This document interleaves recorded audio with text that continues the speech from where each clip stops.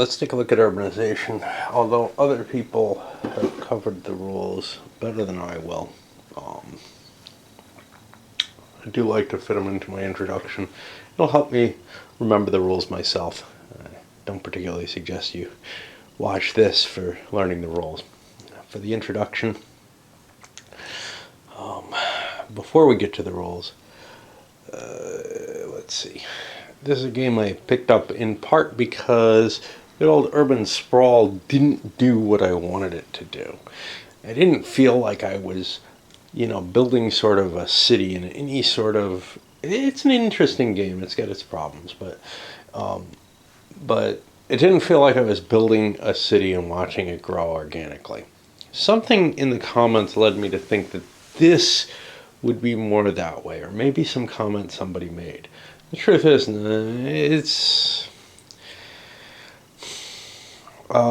the terrain grows a little bit more organically and intuitively, but it's such an abstract euro that it doesn't really give that. What it ended up being was, from my point of view, I played it twice now. The first time I played it, it was a real headache because the rules are actually absolutely obnoxious. And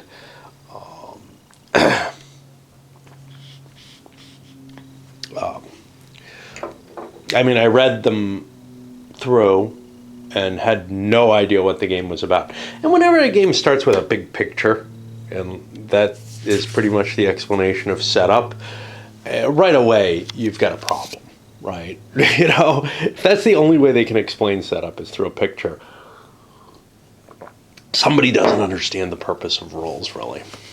But they're very, very, very poorly written. And I'm not the only person to say that. Trying to figure out what you're supposed to do to get victory points. That seemed to be the whole goal of the game. Trying to figure out what you can do to, get victory points, right? What you're trying to accomplish in the game. Figuring out what that might be was the entirety of the game. And that's something, or at least that seemed a major hurdle. And trying to figure out how to get from point A to point B, which are fairly small steps, in any possible way, was kind of tough. But once you got over that, there didn't seem to be too much to it. Now, what was kind of cool was the first time I played it, I looked at it and said, well, I have absolutely no idea, so I'm just going to test something out. And I went a route of farming and getting a lot of grain early, and it worked pretty well. In 2 players, I was able to largely corner the grain market and force my wife into a position where grain was always kind of short for her, whereas for me, I actually kept my population down and just hoarded grain. It wasn't my intention. My intention was to turn the grain into money, but that market doesn't work very well. Yeah. Which may be good or bad. Even with shortages, I couldn't get much off of selling my grain. It was better to just strangle her. The second time we played it, more and more of the flaws started coming out in the representational side of things. Well, or more precisely, the game lost any puzzle at all. Once you kind of understand how the mechanisms work, there just isn't that much to it. This is with the Kickstarter expansion for the inventions, which I've got up here, and I'm going to play with them. I think they add another layer of, what the fuck, to the design. Let's take a look at what you got. Component-wise, it's actually pretty nice, especially the money. Kind of the same shape as paper money that you would have, but it's a nice stiff cardboard. It moves easily. These are essentially roll selection cards. The mayor should not be warm. You got these inventions cards. You have similar to Power Grid, sets of little factories that are going to come up. And similar to power grid, well, you have to consume a resource. The resource you consume is somehow work that either, I think the concept behind it is that it needs to be done, but it feels like it's work that was done previously. It's all a very, very murky thing, and I'll get to that when we touch it in the rules probably, and even more when I look at the game itself. You get these three sets of colored orange, gray, and white cubes, and those are the work orders. That's what I'm talking about here. Just what those are meant to represent is hard to tell. The yellow cubes are grain, and they can be put in one of a number of different places. These are barns, and that's the cheapest place to get it from. And if you sell it back, it goes back to the barns, which is also the cheapest, and the costs are listed here. The numbers here indicate the amount that you get paid if you fulfill that work order, whatever that means. Over here is the field, and that's sort of the last place where grain is available, and it's at the most expensive price. And then finally, this is the return area, which, like all the grain that you use, this is sort of the excess stock in the game. You can't buy or sell from here, but when you eat grain, it goes here, and it comes out of there to replenish here if the players start hoarding the grain. This is a nice little representation of your town, and if you're playing in less than 4 players, you can cover up parts of the board with this. Now what's really cool with this is it actually matches the pieces of board that get removed. So you have an easy way of seeing which pieces, which parts of the board you're not going to use, so you can cover them easily. But also it maintains the same kind of picture on the board. What else do we have? Each player, so the main factors in these spaces are the number of little squares there are, rectangles there are. That's how many buildings you can kind of have there. Some buildings don't take up space though. And then these little dollar signs, and these are very cleverly handled. Those are going to be the cost of the land. And as you buy up land, these move, the player who buys the land gets to shift them to other unbought pieces of property. So the prices go up as land becomes more scarce.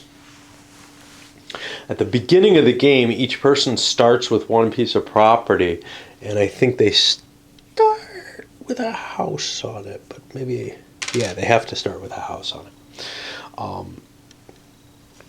Houses are what are going to enable, well, they're the main way, at least in 2, that you keep your workers alive there. Now, here's the player aid board or whatever. And this contains a number of pieces of information. These are basically a couple of informational counters just so you don't have to count on the board all the time. This is the number of people you have.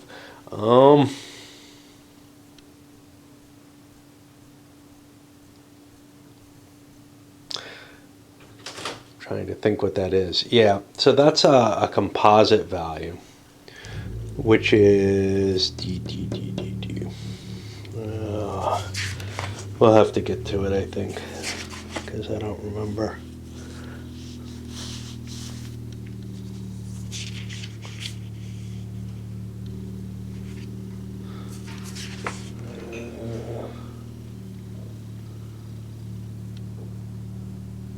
Okay, yeah. So that's going to be a composite, which is based on the number of cubes you have in this row, the number of grain cubes you have, i.e. the number of people you can feed, and the number of houses you have built. And it'll take the lowest of all those values. So if you don't have housing, it doesn't matter how much food or how much work you have available, people ain't going to come to your town. Now, and that implies these. So this one is going to be the number of houses you actually have on the board. It's just a counting value, as is this really. This one is the number of grain you have. Now these you're going to eat and buy and sell from the market. And they're just collected up in here. You can have a maximum of 8. This is the number of work order cubes you've kind of generated. And you'll be pulling these from this pool as you build factories. For some reason, when you build factories, that creates a desire for more work to be produced briefly. And those factories themselves produce that work. I don't get the economics of this game at all. Finally, this level is going to be your ability to take loans. Every time you take a loan, you move this marker down and you get an amount of money equal to the number of little people that you have in your town. Now, when you do that, there is a limit there.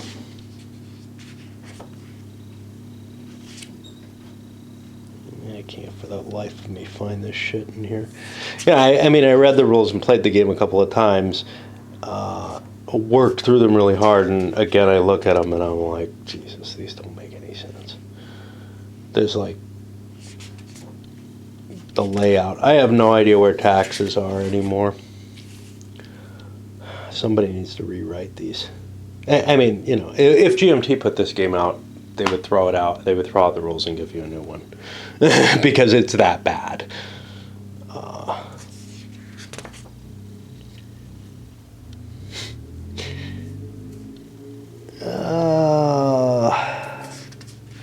All right, well, I'm not going to worry about looking for it too hard. I'll look for it while I'm playing when I need to do it. But yeah, basically, there is something that triggers it to go down multiple times. Oh, no. It goes down once. But if it goes equal to or below, and I'm not sure which one it is, the number of people you have, you can no longer collect taxes. So you have this choice. You can take an action to collect tax. Wait, it's an action. Yeah. So it's got to be in here somewhere. Oh, there it is. Okay, so you get $1 for each citizen you have, but you can only collect taxes if this is to the right of the number of people you have. Which means if you collect taxes early, you move this marker down and you won't be able to collect them for big amounts of people. But if you collect taxes late, you don't get to collect them very often anyway. However you want to do that. And it's possible your population may not grow very much and you can collect taxes many times. But that's not terribly good because you're not getting a lot of money. Okay. So, let's take a look at the play of the game. And we'll get to those inventions in a bit because they're an optional rule.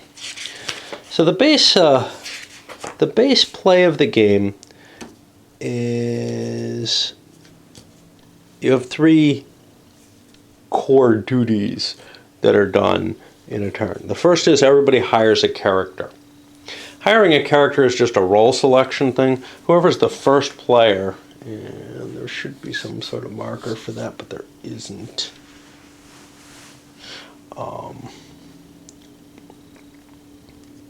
Gets to pick one of these varied roles. And they all have a single power or ability that they can grab.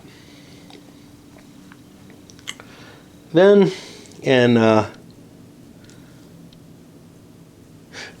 so normally first player is determined randomly, and then it will be based on whoever the mayor is on each turn, which is not a roll. It's just an extra, it's basically the first player card. Okay, so after everybody picks a character, then you perform your set of actions. And the set of actions, each player gets to do one at a time, and there's 4 different actions in a turn. And you pick from a series of things: buy land, erect buildings, trade grain, sow seeds, receive work orders, attract industry, produce goods, and collect taxes. We'll go into that a little bit more detail. There's one more with the expansion, which is to do inventions, whatever it's actually called. Okay. And then you follow an administrative segment where you're basically doing some cleanup, but this is also where you score some of your points and you feed your people, and I guess that's about it. And you calculate your citizenship. Okay, so each of the different actions works a little differently, and obviously, no. I think this is a game where you do an action, it's kind of like Puerto Rico, and other people get a chance in some cases, but not in every. So for example, if you take buy land, you get to buy land. Let me make sure. No, other people don't get to get an action. Right? No. Only you get to take the action. Okay, that's cool. So anyway, if you buy land, you get to buy a piece of land, and you pay the price of the number of dollar signs that are there. And then you replace those dollar signs on unbought land. When you buy a piece of land, you mark it with your little action marker. You only have 10 of these, and you can't do things if you've used them all up. You only give 4 actions per turn. Yeah, but each piece of property you have has one on it. And there might be one on the inventions track, and there might be some on your industry.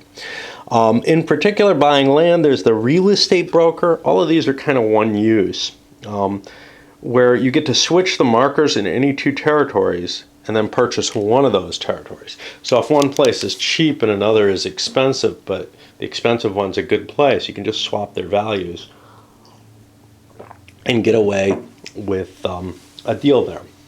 That can be valuable. It can also, money's not necessarily that big a deal, but it can be a real crimper on you.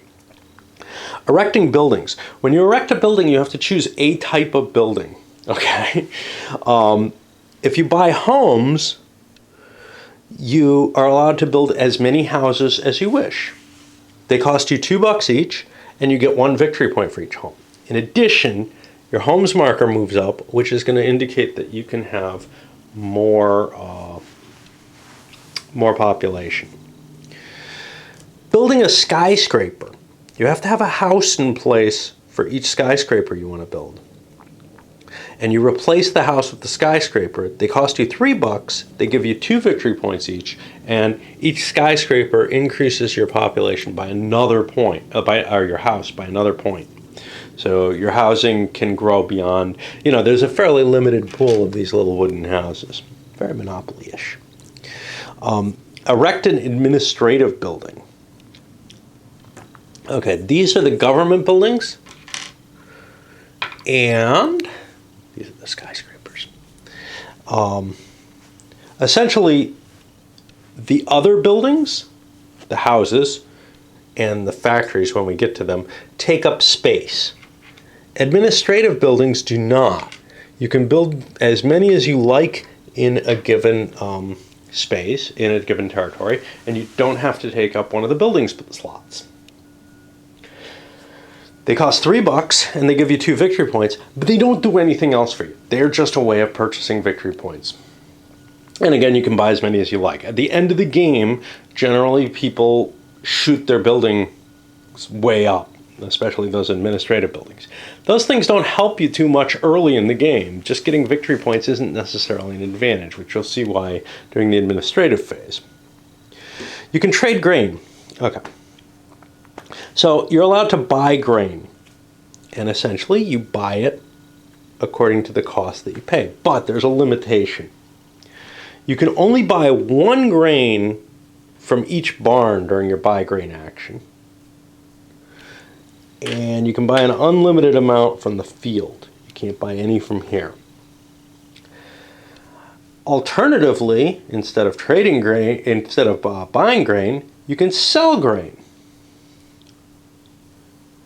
When you sell grain, you have to sell to the cheapest slots first, and you fill them out completely. And it goes back to these and then to the field. Yeah, I'm selling the grain back to the farmer, and he's giving me the most money possible. What? Yeah, I don't know.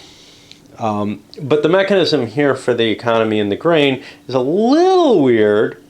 I understand the limitation because, okay, granted, if I try to buy a lot of grain, I'm going to pay a higher price. But conceivably, I could take multiple buy grain actions and, get it always at a cheap price. We haven't talked about some of the other folk here. We have the architect with the buildings. He pays $1 less for each building you buy or erect during an action phase, and then you discard him. You get to use him once.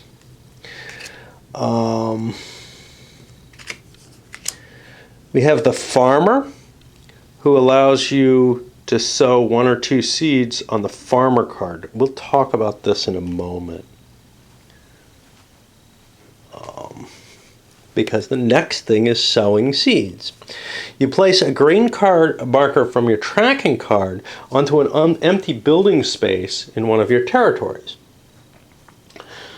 Each empty building ground can only hold 1 grain. These are going to be doubled up at the end of the turn during the administrative phase. Well, the farmer allows you to plant, I don't know, because he's a farmer, he doesn't need a lot of land, so he just plants them in his bathtub or something. Okay. Now we get to industry, right? So the first thing they describe is receive work orders. Receive work orders is how you kind of start constructing an industry. And what you're allowed is to build one of these 3, or start working on one of these 3. And the way you do that is you put one of your action markers here, and you collect a number, you put it here, and you have to do these in order, and you collect a number of cubes indicated by the little circle. So here I would get a gray cube, okay? It's not always a cube. Well, here it's like 2 orange cubes. Sometimes it's at the end of each thing, it's a $sign, which means I get $1 for whatever I'm doing, completing the deal or whatever. I'm not quite sure what these work orders represent because that work's already completed, So if you start off and you start building the bakery, well, you get a lot of cubes that way, but that's cubes that then are going to be satisfied later by actually running the bakery, which is just weird. Anyway, if all of these are filled, you're allowed to do a different action, which is attract industry, where you just take the piece of business that's completely filled out and you put it in front of you. Everybody gets their action markers back. This doesn't cost you anything, and now you own that business, but you have to have a place to put it. So you take a factory marker and you have to put it in one of your vacant lots. If you don't have any vacant lot spaces left, well, you could upgrade a different factory into that new one. You'll still get some points for having bought the factory, but then the older factory no longer runs. Okay, what about people who affect this? Oh yeah, the mill worker gives you 2 grain for free. And I think you can just do this.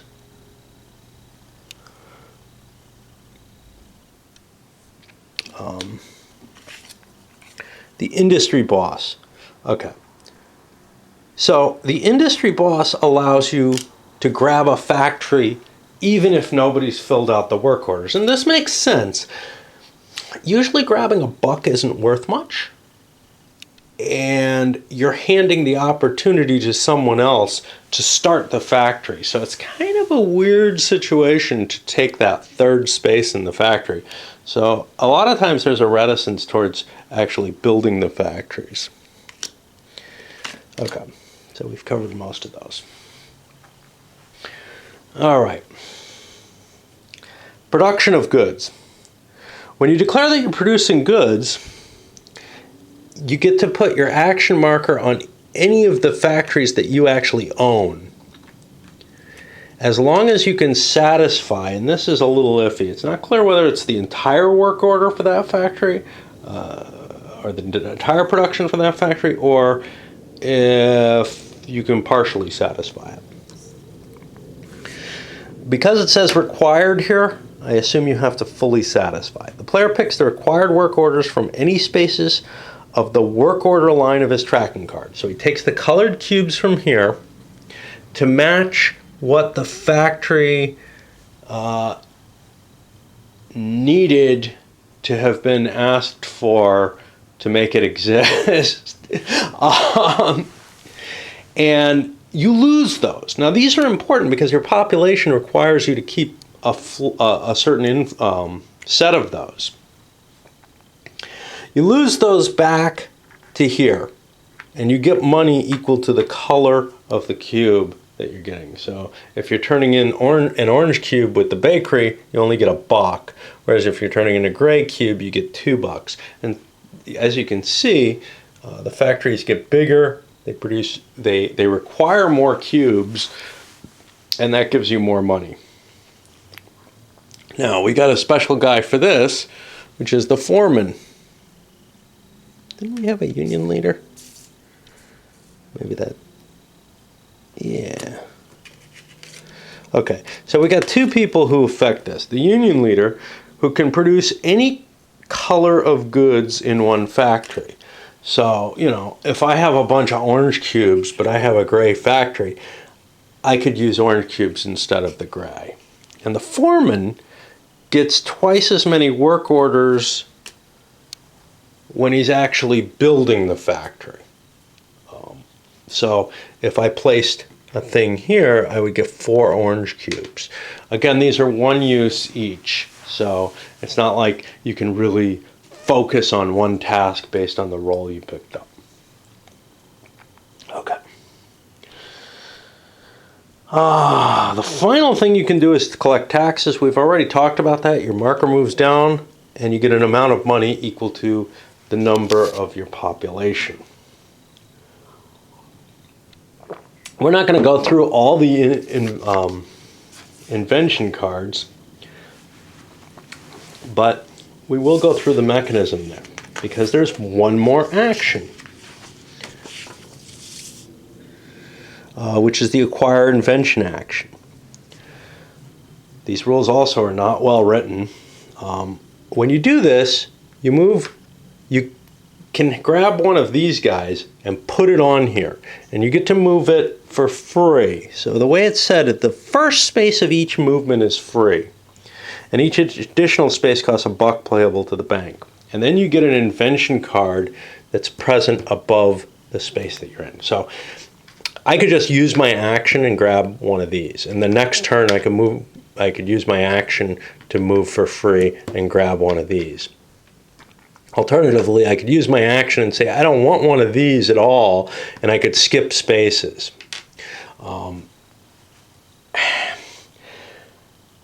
It's not necessarily the case that the higher level inventions are just better.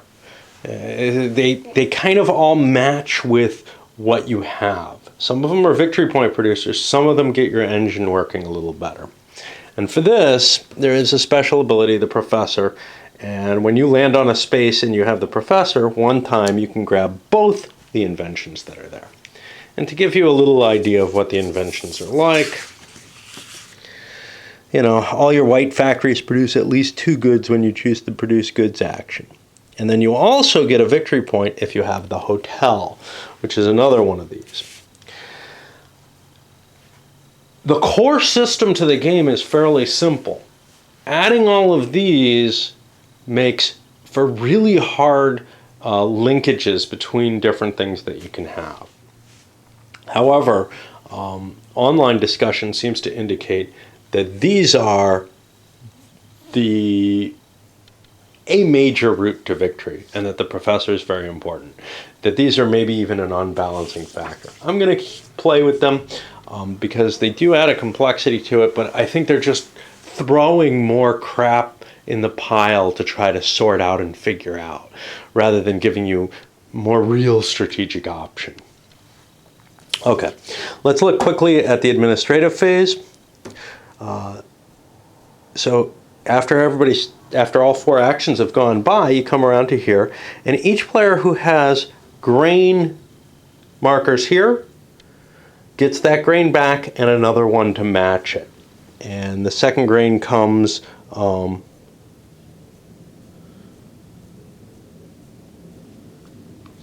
they tell you where the grain comes from. They come from the return area first, and then they start digging into the field, etc. Okay, the lowest numbered face-up factory card is removed from the game and replaced with the top card from the factory deck. I think that's only out of the 3 that are offered, not out of ones players already own. Any action markers are lost. Any markers on the production spaces, all markers on the production spaces of all the factory cards. So if you produced goods, you've got your cubes on them so that you don't produce goods again. You don't need an action marker for that then. Action markers are kind of misnamed. They're just like something markers, because they indicate how many people you have doing inventions, how much land you own, how much effort you're putting into building stuff, but they don't indicate everything you're doing at all. Okay, so anyway, if there are cubes on here, which happens if you do a production action, they go back to the pool at this point, so you're free to do production again with that factory. You can only produce with each factory once per full turn. Citizens, you count up to see how much grain, how much work order, and how many houses you have, and the least of those is your number of citizens. Then you have to feed your citizens. You have to pay 1 grain for each citizen you have. And then, oh, geez, I forgot to mention this. So when you count your citizens, you get 2 victory points per citizen. And this is why it starts turning into a point salad. It's like, okay, I'm getting points for some of these things. I'm getting points for building houses. I'm getting points for just having people. But that's why houses are important.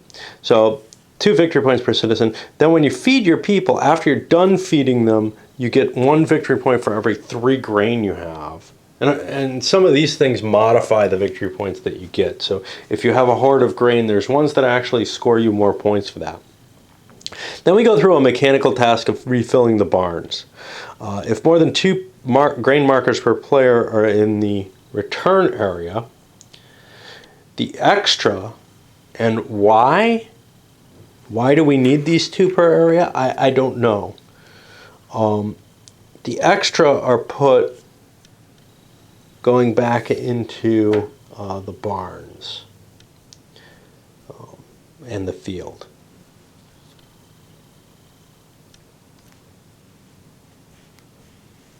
Okay. And so first to the field and then to the barns, going down in price. And then the game turn marker moves forward and you choose a new mayor. So that's actually the first thing you usually do. Whoever has the least victory points gets to be the mayor. They'll be the first player and they get an extra victory point, which is tracked over here where I didn't mention. I'm not going to use up much more time because I got to go to work. But that's me kind of muddling through it. And we'll see how this plays solo. When playing it 2-player opposed, the first time it felt light enough and obscure enough that I didn't really care what I was doing. The second time, it started becoming more of a headache because I started having a better idea of what was going on, and like many Euros, it's just really this huge optimization problem. And I really don't think that there's a lot here, but we'll see.